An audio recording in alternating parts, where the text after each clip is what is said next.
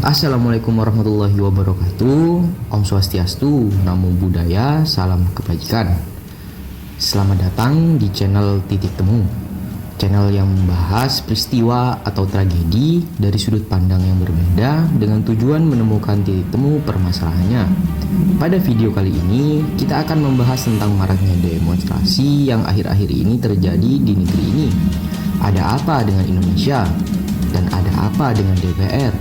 Untuk teman-teman yang baru bergabung, jangan lupa untuk tekan tombol like dan subscribe-nya. Tidak usah menunggu lama lagi, mari langsung saja kita masuk dalam topik pembahasannya. Indonesia merupakan negara demokrasi yang memberikan ruang luas bagi rakyatnya untuk menyampaikan pendapat. Salah satu bentuk nyata dari kebebasan berekspresi ini adalah demonstrasi yang akhir-akhir ini terjadi di Indonesia. Dalam sejarah Indonesia, aksi massa seringkali menjadi sarana bagi masyarakat untuk menyalurkan apresiasi, protes, maupun kritik terhadap kebijakan pemerintah. Akhir-akhir ini, gelombang demonstrasi semakin sering terjadi di berbagai kota besar maupun daerah. Hal ini dilatar belakangi oleh berbagai faktor, mulai persoalan ekonomi, politik, sosial, hingga hukum. Kebijakan pemerintah yang dianggap tidak berpihak pada rakyat, meningkatnya harga kebutuhan pokok, angka pengangguran yang tinggi, serta polemik undang-undang tertentu menjadi pemicu utama. Selain itu, perkembangan teknologi informasi juga mempercepat penyebaran isu dan mobilisasi massa. Media sosial berperan besar dalam membentuk opini publik sehingga mendorong masyarakat, khususnya kalangan mahasiswa dan kelompok sipil, untuk turun ke jalan menyuarakan tuntutan mereka. Kondisi ini memperlihatkan bahwa dinamika demokrasi Indonesia masih terus bergerak dan menuntut adanya komunikasi dua arah yang sehat antara pemerintah dan juga rakyat. Faktor penyebab maraknya demokrasi yang pertama adalah kebijakan kontroversial.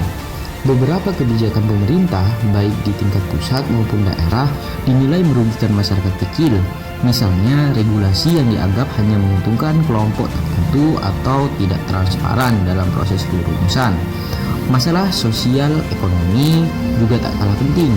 Tingginya harga kebutuhan pokok, sulitnya lapangan kerja, dan ketimpangan sosial ekonomi menjadi pemicu ketidakpuasan masyarakat. Isu-isu ini seringkali langsung menyentuh kehidupan rakyat sehingga menimbulkan reaksi keras. Selanjutnya adalah kurangnya transparansi dan komunikasi. Rakyat merasa apresiasi mereka tidak tersalurkan dengan baik. Kurangnya keterbukaan dalam proses pembuatan kebijakan memperlebar jarak antara pemerintah dan juga masyarakat. Dan yang terakhir adalah kesadaran politik generasi muda. Mahasiswa, pelajar, dan kelompok masyarakat sipil semakin kritis dalam menyikapi kebijakan aksi demonstrasi. Mereka menjadi simbol kontrol sosial. Yang terakhir adalah kesadaran politik generasi muda. Mahasiswa, pelajar, dan kelompok masyarakat sipil semakin kritis dalam menyikapi kebijakan aksi demonstrasi. Mereka menjadi simbol kontrol sosial terhadap jalannya pemerintahan. Dampak demonstrasi yang pertama adalah dampak positif, menjadi sarana penyalur aspirasi rakyat. Seperti yang kita tahu, demonstrasi yang dilakukan oleh masyarakat banyak membentangkan spanduk atau narasi yang akan mereka inginkan dan apa yang mereka suarakan. Selanjutnya adalah membuka ruang diskusi publik dan meningkatkan kesadaran politik masyarakat, menjadi pengingat bagi pemerintah agar tidak abai terhadap kepentingan rakyat. Berpotensi menimbulkan kerusuhan, berbentrok dengan aparat, bahkan kerusakan fasilitas umum, mengganggu stabilitas keamanan, lalu lintas, dan aktivitas masyarakat lainnya. Jika berlangsung terus-menerus tanpa solusi, dapat menurunkan kepercayaan masyarakat terhadap negara. Peran pemerintah dan masyarakat untuk mengurangi maraknya demonstrasi, peran kedua belah pihak sangat penting. Pemerintah perlu lebih transparan, responsif, dan komunikatif terhadap kebutuhan rakyat.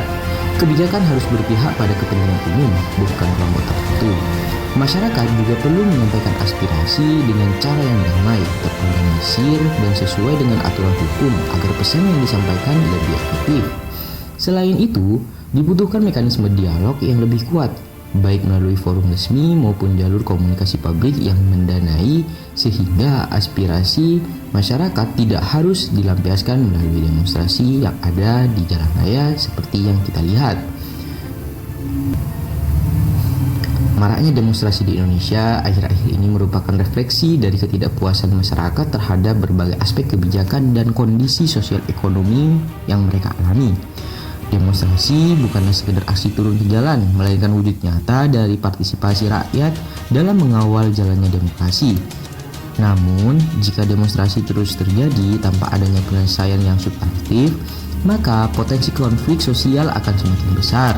Oleh karena itu, penting bagi pemerintah untuk lebih mendengar, memahami, dan juga menindaklanjuti aspirasi masyarakat dengan kebijakan yang adil dan juga solutif. Di sisi lain, masyarakat juga perlu menyalurkan pendapatnya dengan cara yang damai dan juga konstruktif. Sekian ulasan video dari Titik Temu Channel. Jika ada kesalahan narasi atau informasi yang kurang benar, silahkan tinggalkan saran dan kritik di kolom komentar. Mari kita saling berdiskusi untuk menemukan titik temu permasalahannya. Wassalamualaikum warahmatullahi wabarakatuh. Om Swastiastu, Namo Buddhaya, salam kebajikan.